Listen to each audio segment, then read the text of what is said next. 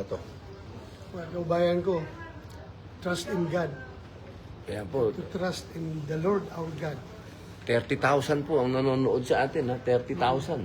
Ngayon, ang nanonood sa atin na mga kababayan natin, andito po ang ating bayani ngayon. Aarestuhin ako. May warrant of arrest daw si Trillanes na hawak. Hindi naman siya ICC, hindi siya PCTC, pero siya may hawak. Pero ayaw niya ipakita sa tao dahil somewhat spurious yung kanyang warrant of arrest. Wala klaro, hindi klaro. Hindi klaro yung kanyang warrant. Wala daw case number. Meron doon is lang yung situation number lang. So malabo ito maging warrant of arrest. Kaya pinipilit niya na secret daw. Kasi gusto nila kung pilit na kung dadalhin sa dahig. Surrender doon. So sana, suportahan ninyo ako mga kaibigan, suportahan nyo kami. I am doing this not for myself, but for the sake of our country. Pilipinas nang nakataya dito. Soberenya ng Pilipinas ang nakataya dito, kinabukasan ng ating bansa. Sana suportahan ninyo kami sa aming pakikibaka dito dahil hindi po ito biro. Kami po ay ako'y naging chip-in lang para magtrabaho. Tapos ganun na lang gagawin nila kahit na wala pang klarong warrant of arrest. Dinideny ng DOJ na walang arrest warrant ng ICC na nakarating sa kanila. Ngayon, itong isang private individual na si Trillanes, meron siyang hawak-hawak. How come? Ano ba itong privatized na itong trabaho ng ICC?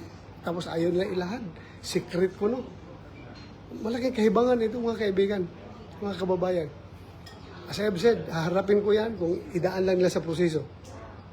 Kung merong totoong warrant of arrest, dalhin nila sa local court, ayusin nila, then pag-usapan natin at haharapin namin yan.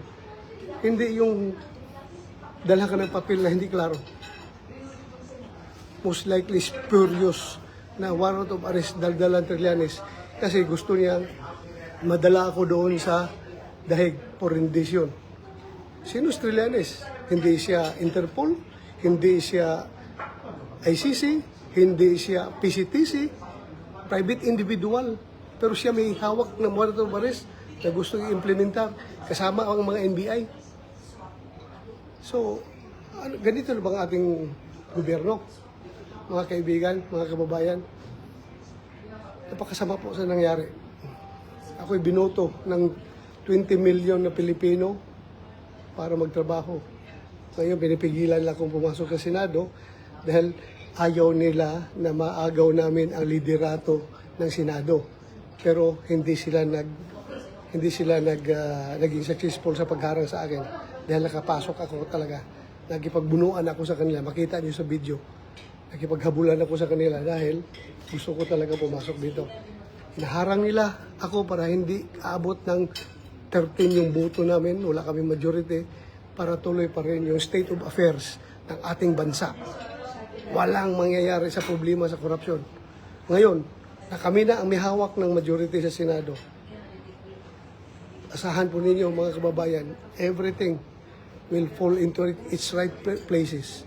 Hindi naman tayo natin namin personal, pero trabaho lang ito. Trabahoin natin. So yun lang sana. Sana masuportahan nyo kami dito dahil ibang usapan na ito. Sobra na. Sobra na mga kaibigan. Hindi na ito tama. Sana makakuha kami ng suporta galing sa inyo. Ako'y nakikiusap sa inyo, mga kaibigan, mga kababayan. If you love your country, you love the Philippines, please help us preserve the sovereignty of this country. At ang Senado na isang institusyon na nirespeto, na sa ngayon ay binabaliwala na nila, talagang hindi na sila nagrespeto sa Senado. Wala. Kawawa ang bansang Pilipinas. Matanda naman ako. Okay na ako. Pero kawawa yung ating mga anak, mga apo natin. Magkakaroon ng ganitong klaseng bansa. Magtutulungan po tayo mga kababayan. Ako yung apila sa inyo. Sana magtulungan tayo. suportahan niyo kami dito sa aming pagkikibaka. It's not all about me. Hindi lang ito kay Bato, kundi para sa lahat ng Pilipino na ito. Hindi gustong yurakan yung ating soberenya. Kawawa ang Pilipinas. So yun lang po. Salamat sa pagkikinig sa akin. Thank you very much. Maraming salamat, Senator Bato. Narinig niyo po ang ating bayani sa mga oras na to.